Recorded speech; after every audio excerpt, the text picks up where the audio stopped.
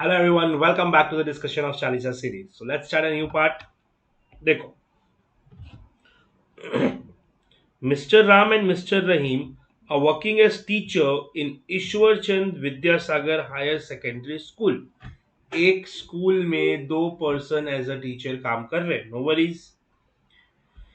And are also very good friends. They jointly purchased a flat which was given on rent to Mr. John. So Ram and Rahim ने मिलके एक flat खरीदा. John को flat दिया. John उन्हें पैसे देगा as rent. And rent decide हो गया था 10,000 पर month inclusive of electricity bill. That means electricity bill कौन पे करने वाला है? ये राम और रहीम जो हैं ये लोग मिलके इलेक्ट्रिसिटी पे करेंगे. राइट. नेक्स्ट देखते हैं. The landlords by mistake did not pay the electricity bill for the month of March 2021. Due to this, the electricity department cut the connection. Now, Mr. John had to pay electricity bill of 2,800 and rupees 200 as penalty to resume the electricity connection. Landlord ने bill pay नहीं किया तो electricity connection cut गया. अब connection चालू करवाने के लिए टेनेंट ने 3,000 रुपीज पे किया है. Now, tenant Mr. John claimed 3,000 from Mr. Ram, but Mr. Ram replied that he is liable only for rupees 1,500.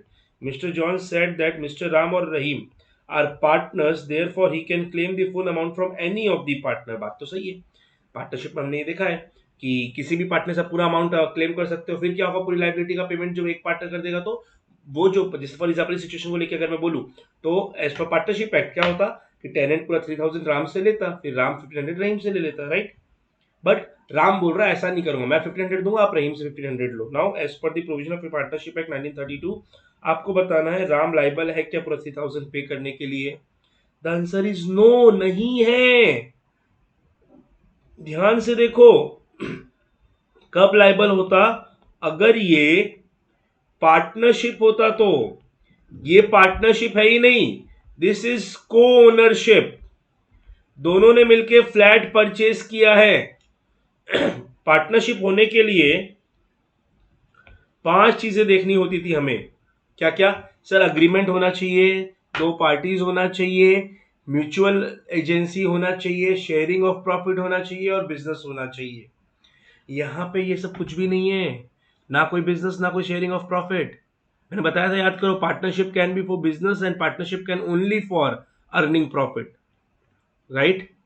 सो यहाँ पर प्रॉफिट अर्न करने का कोई एग्रीमेंट है ही नहीं. तो ये जो एग्रीमेंट है ये को ओनरशिप का एग्रीमेंट है. यहाँ पे पार्टनरशिप का रोल ही नहीं है. आइए देख लेते हैं answer. Partnership is the relation between the person who has agreed to share the profit of a business carried on by all or any one of them or any one acting for all. Therefore determining the existence of partnership it must be proved. क्या क्या sir? Agreement होना चाहिए, business होना चाहिए, profit sharing होना चाहिए और business को सारे लोग कैरी करें यानी कि म्यूचुअल एजेंसी होना चाहिए. बुक में 4 पॉइंट है, मैंने क्लास के डिस्कशन में आपको 5 पार्ट करके बताया था. चलिए. On the basis of provision and fact provided in the question Ram और Rahim can not be said under partnership. क्यों? क्योंकि वो टीचर्स हैं इन स्कूल एंड दे उन्होंने बस साथ में जॉइंटली फ्लैट परचेज किया है. सो सिर्फ एक फ्लैट रेंट पे देने से they are not doing any business. हाँ, रियल एस्टेट का पूरा बिजनेस कर रहे होते वो तो बात अलग था. एक फ्लैट खरीदा उसको रेंट चढ़ाया, ये कैसा बिजनेस है? They are just entering into the income from property under co-ownership, right? So hence there is no partnership between them. Therefore Ram क्या करेगा? वो सिर्फ अपना 1,500 रुपीज का शेयर पे करने के लिए लाइबल है. तो जॉन को क्या करना पड़ेगा? बचा हुआ 1,500 रुपए उसे रहीम से लेना पड़ेगा. वो राम से पूरा अमाउंट क्लेम नहीं कर सकता. राइट. चलो. सो एक छोटा सा पार्ट था हमारे सीरीज का. Stay tuned for the other parts. Right. Thank you so much everyone. Bye bye. Take care. Jai Jinendra.